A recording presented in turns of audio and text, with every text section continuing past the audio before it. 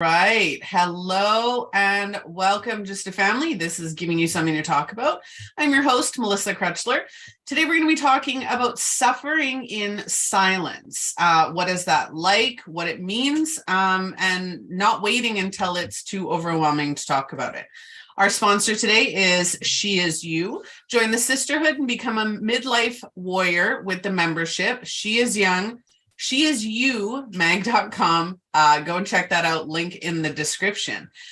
So I'm going to hand it over to our guest speaker to introduce themselves. Would you like to do that? Yes, great. Thanks, Mr. Hi, I am Rori Heffes-Doon, and I'd like to thank everyone for joining today. I hope you get another knowledge and help from my experiences, and hopefully you don't go through what I went through, but hopefully able to help you guys. I'd like to thank Melissa for arranging this podcast and giving you something to talk about. And just ready to get started. Yeah. Sounds good. So that's the whole point of sharing our stories, right? Is to help people not feel alone, not to get to a point where we've got, and almost to, what's the word I'm looking for? Try to help them navigate before they go through what we go through, or to do it a lot easier than we did, right?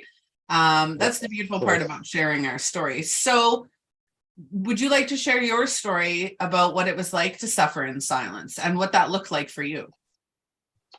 Yeah, I would. Yeah, I guess it didn't happen like overnight. It's a kind of a gradual thing, where probably didn't even realize it was for me. I didn't realize it was happening at the time. Just suddenly, like I started feeling more down, more depressed. Like I didn't have like I didn't have any direction or like purpose or passion or what I was doing, in my life. So yeah, I just didn't know how to share with anyone. Almost felt embarrassed to say anything. It felt like there's something wrong with me for feeling like this, for being so depressed and but I guess but then I actually shared how I was feeling. First person I told how I was feeling was my wife. Told her how I was feeling, and she was great. She said you should definitely talk to someone. Yes, I reached out like to my dad. First I told after my wife how I was feeling. And I guess you do feel sort of alone in the whole thing. But I guess that's not true. Then if your people will definitely, if they know what you're going through, they'll want to help you. They want to see that you get that help. Yeah. So I mean, you definitely don't have to feel embarrassed or like it's weakness to admit these things. So yeah, definitely that's what it felt like at the time. Yeah. Yeah. So yesterday we did an episode on men's mental health, and one of the things that needs to be spoken about that we didn't talk about yesterday is that it doesn't just automatically happen, right? It's not something that, oh, bam, one day you're fine, one day you're not. Yes, It is gradual. It does take time. And a lot of the times, for anybody watching or catching the replay, a lot of the times you don't even really realize that it's happening. And exactly. Yeah. I'd like to explain to everybody why that is. So what ends up happening is we get so caught up in everyday life. We get caught up in our careers. We get caught up in our relationships, our family. We get caught up just trying to live every day. And a lot of the time, we're not taught as individuals, we're not taught how to put ourselves first, how to make sure that we're happy, that we're healthy, that we're getting everything that we need. Yes, we know we need to eat. Yes, we know we need exercise and activities and communication with people around us, but we don't know how to process what's going on in our lives. So if there's any loss, if there's any overwhelm, any stress, it starts to wear on you. And over time, you don't realize it because we don't check in with ourselves. We don't say, how am I feeling today? How am I doing today? How do I need anything? Am I, you're married. So, you tend to go, what does my wife need today? Or what does my husband need today? If we have kids, what do my kids need today? So we get caught up on that. And that's how we miss that it's happening. Yeah, absolutely. I think yeah, definitely right about that. Yeah, I didn't like, as you said, check in with myself to see how I was feeling, which is why I got so overwhelming, and got a really bad place before I even realized I needed that help. Where I was so depressed, I was actually just like at one point laying in bed all day, like just doing nothing, and I couldn't believe afterward, like that was me. It felt like somebody else went through all of that, like just thing by doing nothing. Yeah, I just felt like so alone, I guess. But then after having gone through all that, you learn how to deal with your emotions, and even you learn when you're feeling some anxiety coming on. You recognize like the signs or whatever, something's like you're feeling it coming on. I think the good thing is I could like catch it and stop it before it gets so overwhelming. Like it is like sit with it, and like a friend of mine was telling me that these emotions, they're temporary. They pass. The feeling anxiety will pass. Yeah, so I guess that was my lowest point. Like just laying in bed, just doing nothing, and being sad, being depressed. Until I guess it got so bad. The worst part, I didn't tell anyone, and then I decided it's about like ending it all. So I mean, actually, like did try, to commit suicide. So I survived that. Like I call myself a suicide survivor. Yeah, so but I even remember that day. That was like a big blur. Everything was like a blur that day. Like even like getting picked up, like sitting in the car. Remember my mom and my wife were in the front and I was in the back. Only now I remember all of this afterwards. But I don't remember anything of that day after such a big blur, yeah. But so while we're here, I hope no one has to take feeling like that, so they can get help. Reach out to if you're married or your friend or your dad or someone, even like I guess like a therapist or someone. Tell somebody, if you're feeling like that, yeah. So how are you today? After going through all of that, how are you today? Yeah, definitely. Well, obviously, a lot better place now. After like I went to see started seeing a therapist like 3 times a week. I saw like a life coach. Like she helped me with like some direction in life, and I guess the therapist, help you talk through your emotions and what you're feeling. Yeah, so today definitely a lot better. Yeah, of course, it doesn't entirely go away. You still have anxiety. You still days where you feel a little down, a little sad, but now you're more capable of dealing with it. So definitely a lot better now. I have before I had an interest in things, like I lost all interest in things like reading, and which I'd love to do before. I stopped reading. Now I started reading again. Just reading, going to the movies, like simple things that I had done before that I'd gotten a lot of joy from. Now I started doing those things again. Even just to be with myself, and sit down and read a book, which I couldn't do before. I just lost all pleasure for that. And yes, I feel a lot better now. Yeah, I mean, obviously, no more of those kind of thoughts or feelings. Like, I still have the anxiety. It doesn't actually, that never really goes away. Like now I have ways to deal with it. So definitely a lot better off now. Yeah, and in a way, it's a good experience too, because then like it made me think about helping others who feel the way, felt the way I felt, or dealing with anxiety, dealing with depression. So definitely is a way. It was a good thing because it put me on this path. So yeah. It's like this saying, life happens for you, not to you. Yeah, exactly. Heard that. Yeah. So definitely. Of course, you wish it didn't happen, but I mean, it's just the way you think about it and how you can use it to your good and to help other people. Yeah. Yeah. I, a few years ago, was ridiculed and quite thoroughly rejected by other coaches in the industry. And it was because I would always comment or encourage people to acknowledge the negativity or the heavy emotions or their anxiety or their trauma, because while I don't wish trauma on very rarely anybody, there are a couple that, I've wished trauma on.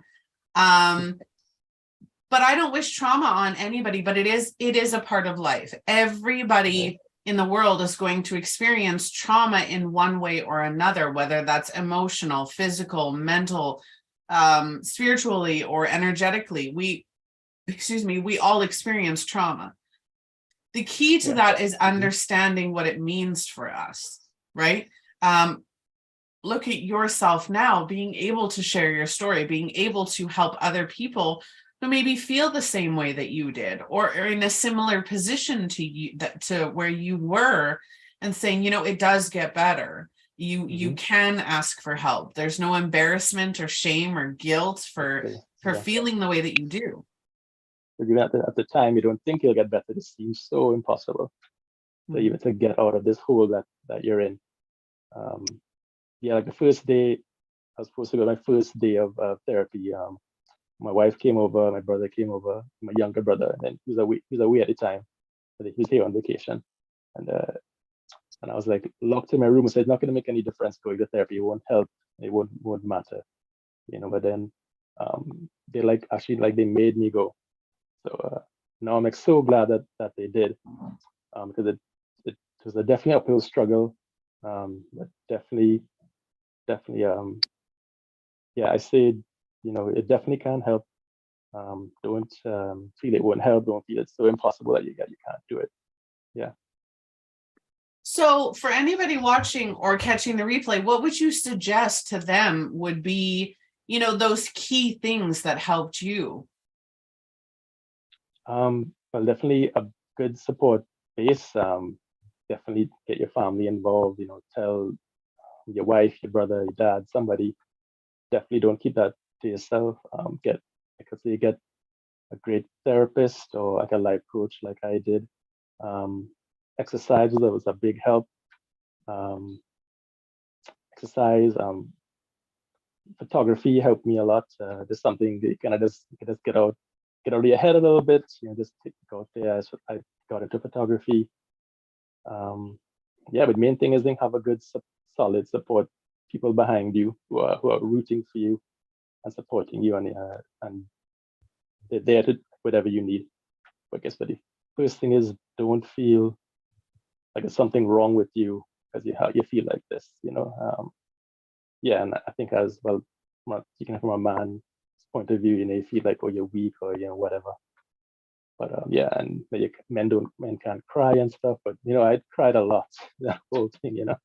It's like, oh God, you're crying again.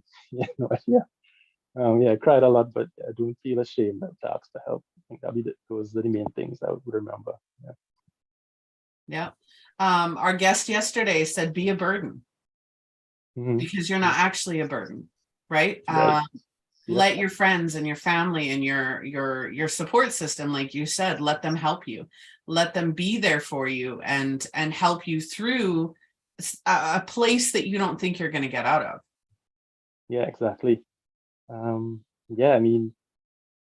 was saying, like I was saying at the time, it feels such a dark place that you don't see how you're going to come out the other side of it. But it was not going to be easy. It definitely going to take work. You have to do it, and you have to show up, and you have to do it, But I would just say, make sure and show up, and do the hard work, because I'm standing here as a proof that I did the hard work. I didn't feel like doing it sometimes. I got out there, I went for a jog,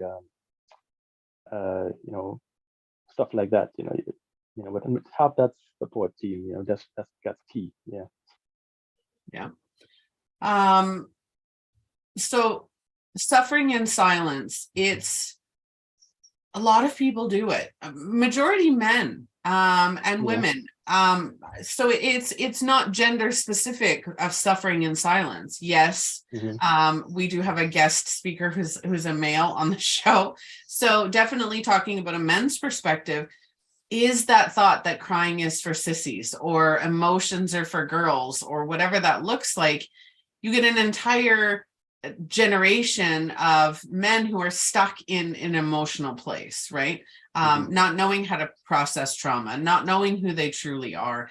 And it is a hard place to be. Now, depending on or not depending on where you are, whether your trauma that you're experiencing is mental, whether it's emotional, whether it's physical, energetic, spiritual, whatever that looks like, suffering in silence just prolongs that period, right?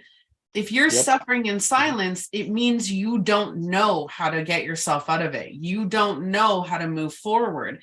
And unfortunately, if you don't take that step and start talking about it, it's just going to get worse. You're just going to stay stuck. Nobody's going to come in and say, hey, this is how you get out of it, unless you're actively search. Even if you're type it into Google, right? Google is amazing. You can type anything into Google and get an answer in seconds, right? So typing into Google, how do I get myself out of this? How do I do this? How do I do that? And you'll get those answers. So suffering in silence, again, will just prolong that period of unhappiness. Yeah, absolutely. I guess like I thought at the time, it's not going to work. It's going to work. There's feelings of like the best way to describe it. I guess you felt ashamed at the time, and I feel like it's not going to get any better. It's gonna stay like this. So I didn't tell anyone in the beginning. Literally just suffering in silence. I put a mask up, like when nobody's around. I'll be all sad and depressed and laying around. But like, for example, when I go to pick my wife up, because I was working from home and stuff. But but before that, from home. But then when at the time when I was just like depressed and laying around, I didn't show anybody that's what was happening. I'd go to pick her up after she was finished work, and I just like hide it. So from the outside, you wouldn't know that I was depressed or going through those, having these thoughts. And we went on vacation, and nobody knew. My wife when I went on vacation, and I was like, just like pretending like I was fine, everything was normal. I remember after, like a while later had passed, then my wife, Kavita, she said, "Oh, so you must have been depressed on our vacation." I was like, yeah, I was. And she, obviously no one had any idea. So all that time I was just suffering and suffering quietly, suffering in silence. Yeah, I think that's what it means to say when you're suffering in silence. You're putting a mask up to the outside world so they don't see, that you are. Yeah. Absolutely. Sorry, I was writing something down because I just realized that I need to make something readily available. So I know how to teach people how to pull themselves out of that emotional state, whether it's anger, depression, whether it's overwhelm. I have a method that actually brings people, helps you control your emotions, and can bring you out of that emotional state so that you can see ways that you can remove yourself from the trauma or the depression or the anxiety that you're facing. It allows you to bring yourself back into you and say, oh, okay, I get it now. Let's move forward. And I have that method, and I haven't shared it with the world as of yet. So I was just writing down my plan to do that because it is needed, and I think that everybody should know how to do that. So what else would you like to tell people about suffering in silence and waiting to take those steps to talk about it? Yeah, definitely. Like, don't wait. I say do it today. If you're out there watching this and you're feeling sad or depressed or anxious or whatever, or suicidal, having suicidal thoughts, I say don't wait. Like, do it right now. Call someone, call your friend. I don't know, call like a hotline. Call somebody. I say don't sit there thinking you can do it by yourself, because that's the mistake I made, and I could do it by myself. I could get out of it by myself. So that's how definitely tell people to call someone today, like right this second, and tell them how you're feeling. If you're sad, depressed, anxious, or you feel like you're not worthy, or you're not deserve to be here. I'd say call someone like right now and tell them what you're feeling. Yeah, that's what I would definitely say. I was watching and feeling like that. Yeah. And a little bit of insight for everybody watching. It takes so much strength. And the strongest thing that you can do is ask for help. And the worst thing that can happen when you ask for help is them say no. Yeah. And if somebody says no, you say, okay, and you go on to the next person and the next person and the next person until you find the person that can actually help you.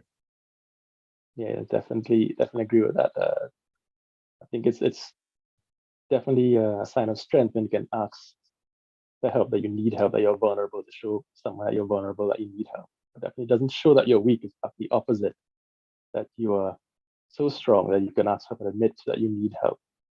And if, like Mr. was saying, the person says no, well, yeah, ask someone else, till you get that help. Yeah, even if it's a stranger on a hotline or something. But definitely. Yeah. And if somebody says no, it has nothing to do with you. If somebody says no, it has to do with their ability. It has to do with their comfort, right? You could ask your mom, and if they say no, it's not because they don't want to. Maybe it's because they don't know how to. Right. Maybe it's, hey, I need help. Can you help me, or can you help me find somebody who can? Right? Even just wording it that way, and allowing yourself to, again, have the strength to do that. We have the right, we have the responsibility, and we have the required action to make it happen. Yeah, definitely. If the person says no, it's not about you. Probably they don't know how to deal with it. Whatever it is you're going through.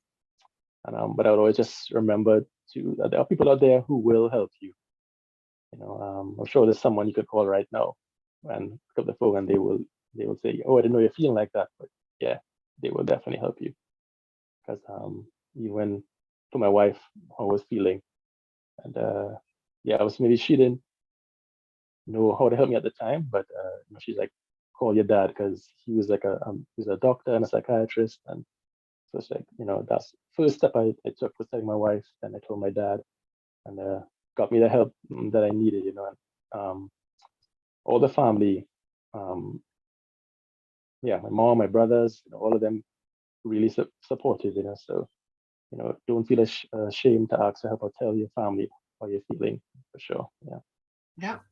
And honestly, most of the time your family will help you in any way they can, because having you around, having you happy, having you healthy is more important to them to thinking that everything's fine. Yeah, definitely.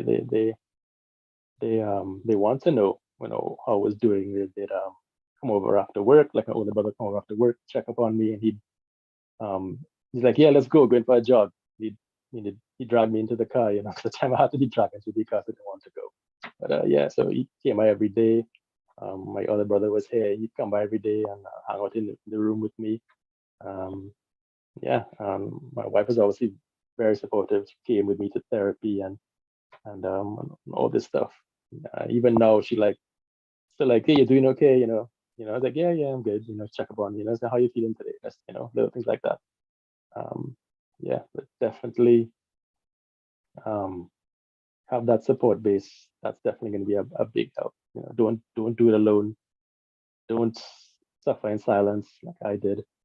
It got so bad, I take my own life. Don't let it get that far. At all. Definitely reach out. Well, I have to say that I am beyond proud of where you're at today. The fact that you are here and talking about what you've experienced and sharing that with the world. because even if just one person hears what you have to say, imagine changing the world one conversation at a time.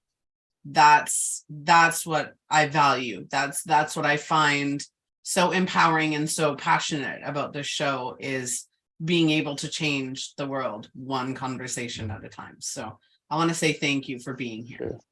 Thank you, Melissa. I definitely appreciate you organizing this show. It was great. All right. Well, is there anything you'd like to add before we get going? Yeah, just maybe think of a quote of you said that about saving the world one person at a time. I think it was, if I'm wrong, I think it was Oscar Schindler who said it. He who saves one person saves the world. I think I might be paraphrasing, but I was like that quote that he had. Yeah. So even if that one person you save is yourself, you know, definitely I would, like I said in the beginning, ask for help. Tell your family, have a strong support team, people behind you, that they all want you to do well and see you succeed and get over it, whatever it is you're going through. Yeah, absolutely. For all of you watching, go check out my Rockstar Method. I will be posting on my website later on this week about a upcoming seminar or webinar where I'm going to go through every step of the Rockstar Method, so you can learn how to control your emotions and pull yourself out of any overwhelming situations that you find yourself in. So go and check that out. Our sponsor today is She Is You. Join the sisterhood and become a midlife warrior with their membership package. Go and check that out. Link in the description. Again, I want to say thank you so much, Rori, for your time and your story. Your strength is showing. Thanks, Melissa. Thanks for having me. All right. Well, thanks everyone for listening. To all the rest of you, I hope you have a wonderful afternoon, morning, or evening, depending on when or where you're watching. If you'd like to be a guest speaker, a guest blogger, a guest sponsor, or if you'd like to see a topic featured on the show, please make sure that you reach out to us at gystalivetv.com. You can engage, follow, and share the show across all of our social media platforms by searching Just Alive TV. I will see all of you on the next episode. Have a wonderful afternoon. Bye. Bye, guys.